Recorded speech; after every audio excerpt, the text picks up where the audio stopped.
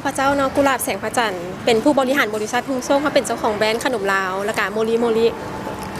อยากให้ที่ว่าถึงชอบที่ตัวที่เขามาพูดในงานแต่งงานงานสองของเราในปีนี้ครับโดย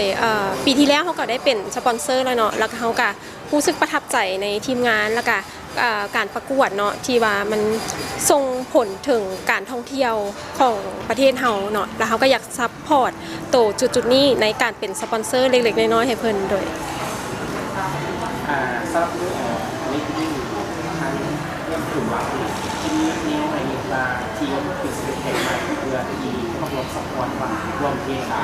าลตั้งแต่ต้นวันโดยผลิตภัณฑ์ที่เขาอยากเน้นเลยก็คือเป็นผลิตภัณฑ์ขนมไข่ของเขาเนาะซึ่งเขา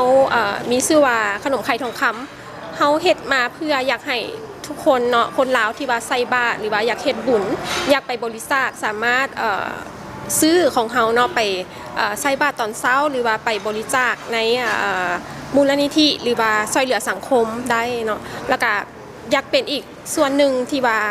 ให้คนลาวเนาะส่งเสริมแบรนด์ของคนลาวแล้วก็ผลิตภัณฑ์ที่คนลาวเฮ็ดเองโดยเรียกว่า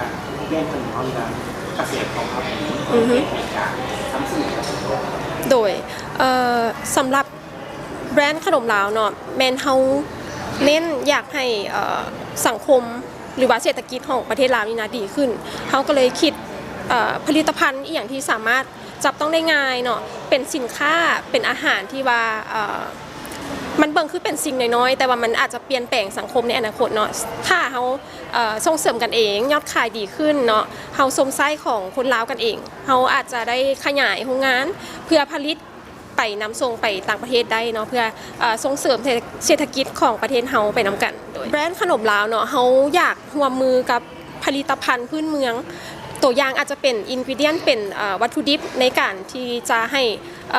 คนพื้นบ้านเนาะเพิ่นมีรายได้หับเพิ่มขึ้นเขาอาจจะมาคอลแลบกันเนาะในพร้อมกับกระทรวงอุตสาหกรรมแล้วก็การเกษตรเนาะเพื่อให้แบบว่าเป็นสินค้าโอด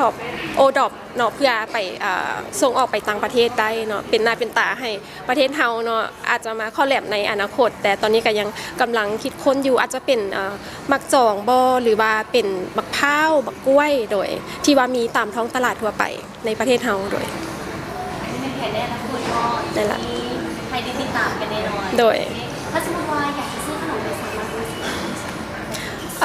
ขนมของเขาเนาะมีวางขายตามห้างค้าทั่วประเทศเลยเนาะเขาก็จ่ายไปทั่วทุกแขวงแล้วเนาะมีตามห้างค้าสะดวกซื้อบอจะเป็นซูเปอร์มาร์เก็ตเนาะมีทั่วทุกบอเลยตอนนี้โดย